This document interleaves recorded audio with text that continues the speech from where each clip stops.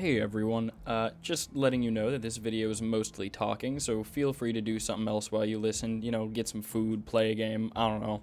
Today I'm going to be ranking all the sidearms, which I define as small slot weapons. I'll be trying to look at these weapons from a more broad perspective rather than just which one has the highest kill pressure. Essentially, this is ranking the weapons based on how happy I would be to have them in my loadout. Also, I won't be rating the weapon variants separately, but I will account for them in the ranking. So if the base weapon is ass, but there's some good variants, I'll place it higher on the tier list and explain. If the gap in power between the base form and the variant is too high though, I might rank it separate. If a weapon has a variant that has a different size category, I'm not going to be taking that into account. For example, the Nagant Precision will not count since it's a medium weapon. Also, this tier list is geared towards the average player and not necessarily to sweaty tryhards who have a hot take for every weapon. And of course, this list is just my opinion, so if you disagree, then obviously you're wrong. A final disclaimer is that while I am ranking these guns best to worst, it's important to remember that pretty much every gun in the game can one-hit kill to the head, so aim is much more important than the weapon that you choose. Anyway, here we go. Starting off with the Nagant, and damn, this revolver makes me sad. I remember even in the early days, hardly anyone took this gun. You can mostly find it on newer players who don't know much about the weapons. In my opinion, the base Nagant earns a D ranking because while it can still one-hit kill to the head, it is just so far behind the other weapons. I really cannot think of a single reason why you would take this over something like the Nagant Officer, Bornheim, Lemat, or New Army. Granted, it has 7 shots and more reserve ammo than any of the other weapons, and works with fanning, but I don't think this is enough to really redeem it. For special ammo, it has poison and high velocity, which are pretty alright, but again, just not enough to bring it up. Now, before you furiously type your comments down below about how I forgot the Nagant Silencer, I'll hold your horses. This is one of the variant weapons that I will rank separately, since it's so much better than the base form. Until recently, it was the only silent small weapon, which made it a favorite of solo rat players. It gets a very high utility score because of its ability to disarm noise traps from a distance and poke hunters from a distance without giving away your position. To sweeten the deal, you can take fanning with it, which turns it into a close to close mid-range beast. You can also take poison ammo to deal with armored and immolators more effectively, or high velocity to compensate for the slower muzzle velocity. The fantastic utility and versatility of this weapon, without sacrificing too much kill potential, is what really makes it one of the best sidearms around.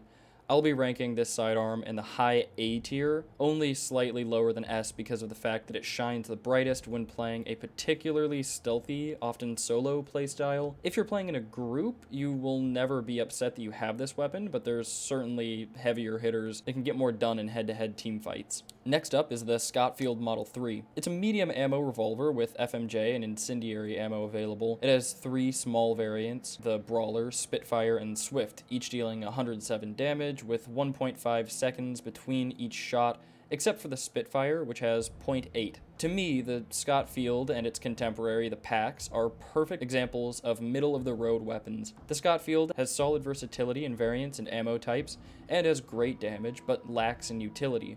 It has the cool gimmick of being able to reload faster if all the rounds have been fired, but that only bumps this weapon up slightly, since if you've fired all your shots and are still in a gunfight, you're probably gonna die anyway. You can also use fanning with the Scottfield, which of course can bump it up depending on your build. All in all, I think the Scottfield earns a solid B tier. B for balanced. This is a weapon which feels very fair to fight with and fight against. Next is the Caldwell New Army. Now, back in the day, my go-to used to be the Nagant Officer because of its quick fire rate without fanning. It made it an easy pairing with rifles like the Winfield to allow for better close-range options. Now though, it has been outclassed in almost every way by the New Army. The New Army can fire every 0.5 seconds, dealing 97 damage and headshotting up to 80 meters. The only real downside is its muzzle velocity of only 230 meters per second, which is the slowest of all the small firearms. To be honest though, I don't think this really matters that much. This weapon shines best as a close to mid-range option anyway. As for variants and ammo, the New Army comes with Dum Dum and FMJ ammo and has a Swift variant which allows for a much faster reload. This may be controversial, but I'm going to rate the New Army as an S tier sidearm. A sidearm is, of course, a sidearm. It's not your primary weapon. It's inherently something situational, something that you use most often to finish the job. You want it to be quick, but also not sacrifice sacrifice too much damage. The new army is simply one of the best sidearms for the average player using a typical loadout.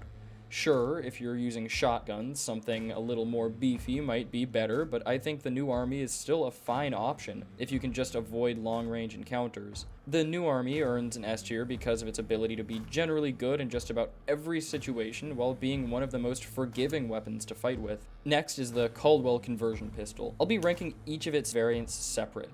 The base conversion pistol is supposed to be the rival to the Nagant, but in my opinion, it is just slightly better. The conversion pistol is another one of those guns that you see new players using during the first couple hours before quickly dropping them for better options. There isn't really much to say here other than it's not great. C tier weapon.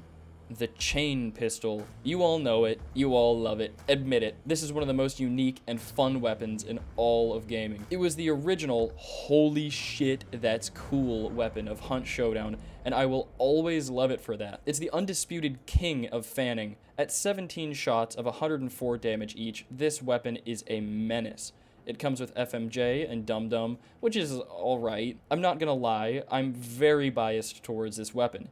It is cool as shit, and I will always enjoy using it. Being brutally honest, though, without fanning, it's just a conversion pistol with pretty much unlimited ammo, which brings it up to at least a B tier. This weapon isn't great in high-level play since it relies so much on spray and pray, but again, this isn't a tier list for high-level play. If you have fanning and you craft your build around the chain pistol, and you're an average player, this weapon is A tier. In terms of fun, I give it an S tier. Just know that it can become a crutch if you use it too much. Even if you don't have fanning though, the conversion pistol variants have great sights, which allow for easier mid-range shots. Final verdict, A tier. Because of the sustained fire, synergy with fanning, great sights, and solid damage, it gets an A tier, but won't earn an S because of how situational it is and how much it can become a bad crutch. And now for the Caldwell Uppercut. Maybe the pistol with the highest skill ceiling. For experienced players, this pocket rifle is basically an S tier,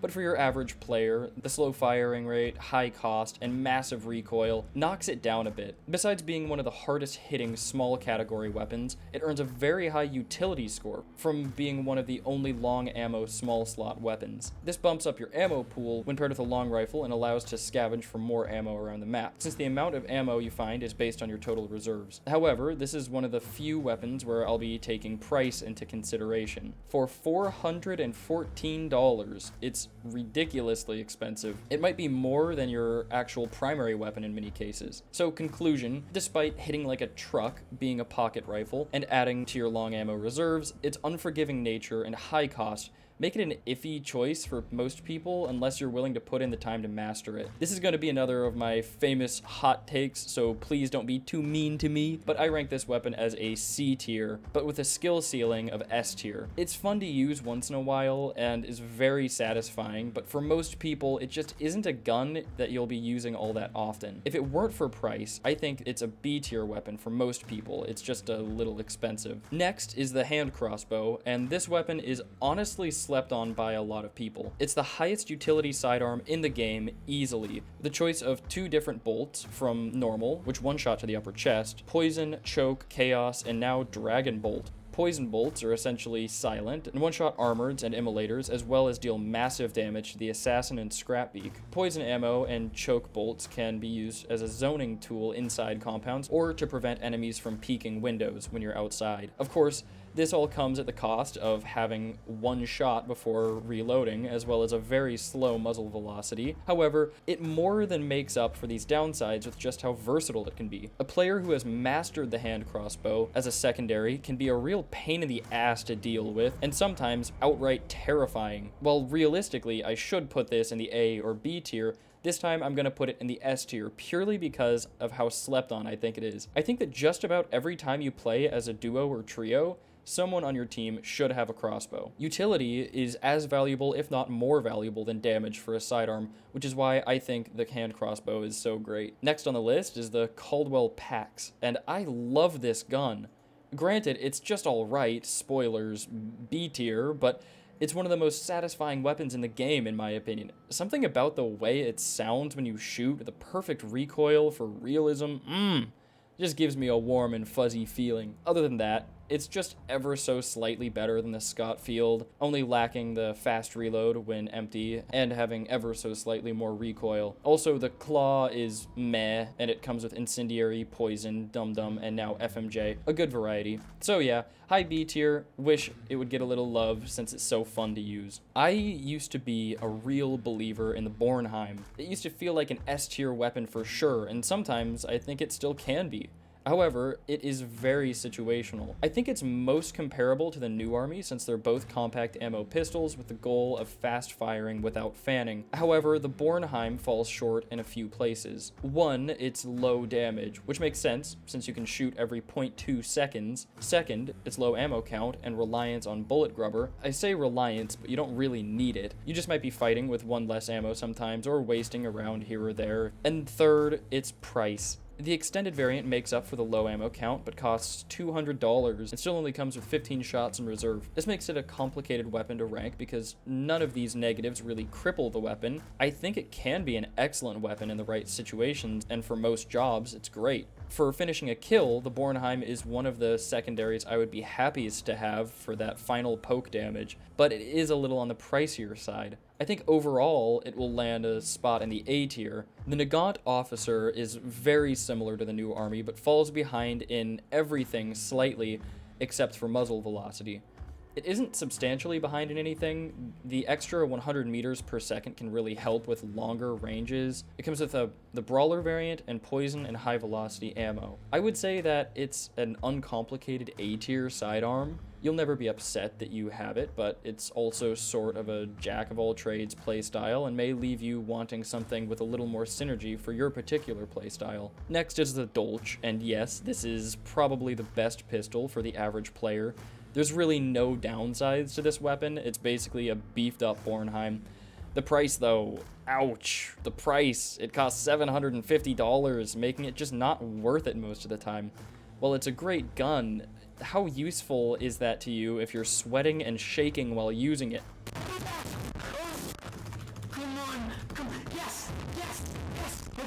B tier because of the hellish price, but would be S tier best sidearm in the game if it was substantially cheaper. Cavalry Sabre, S tier. Just kidding, D tier.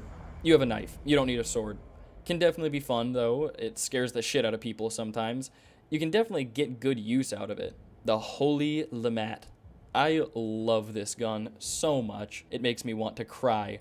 Shotgun and revolver in one. Not only revolver, but revolver with 9 shots. Not only that, but with 97 damage. Not only that, but 80-meter headshot range. Not only that, but FMJ, incendiary ammo, and slugs. I could go on and on about how cool this weapon is. Incredible versatility, solid damage, and all for a good price. The only catch is the firing rate, which can be a little rough, but hey, just aim better or take fanning. Another weapon I am biased towards, I'm putting it in the S tier, despite it really being an A or B tier weapon. I just love it. The last weapon on this list is the Sparks pistol, and boy do I remember this being controversial when it first released. The Sparks pistol is better than the Uppercut, but of course only has 1 shot. But it makes up for this in the discounted price of $155 and having a larger reserve pool of ammunition. Man, I think this gun is fun. I have always loved the Sparks and really like having one in my pocket. Despite how busted that sounds, I actually think it's one of the more balanced weapons out there. I'm gonna put it in B tier. Okay, so now it's time for some adjustments and final thoughts. I'm way too lazy to go back and edit the tier list because I flattened it into one layer and I don't know how to reverse it. Anyway, here's my edited tier list after giving things a little more thought. The Officer has lower stats than the New Army in just about everything, but not by much. To me, the biggest factor in this rivalry are the Officer's extra shot, the New Army's slow-ass projectile velocity, but quicker reload. I think that they're actually a lot closer than I originally thought, so I'm going to group them together in S tier. The Officer might still be better in high elo because of the faster velocity, but it's also good in lower ranks because of the extra shot. I also bumped up the Uppercut to A tier because I know a lot of people are going to lose their minds if it's any lower, and I don't want people whining in the comments. I still stand by my opinion that it's a high skill ceiling weapon, but I think that anyone can use it fairly effectively. I really only rated it low because of the price. Recoil doesn't really matter if you can't shoot during that time. time anyway. I also moved the Silenced Nagant up to S tier because I just really like it. The chain pistol dropped to B because I think the extra ammo is only strong enough to bring it up to B. And finally, I moved the Nagant up to C tier because I think I was too mean to it before. Like, at least it can shoot bullets. And those are all the sidearms. If you feel like my takes are shitty, then go to hell. If I missed anything super obvious, oops. Feel free to argue in the comments, but either way, I hope you all have a great day and take care of yourselves.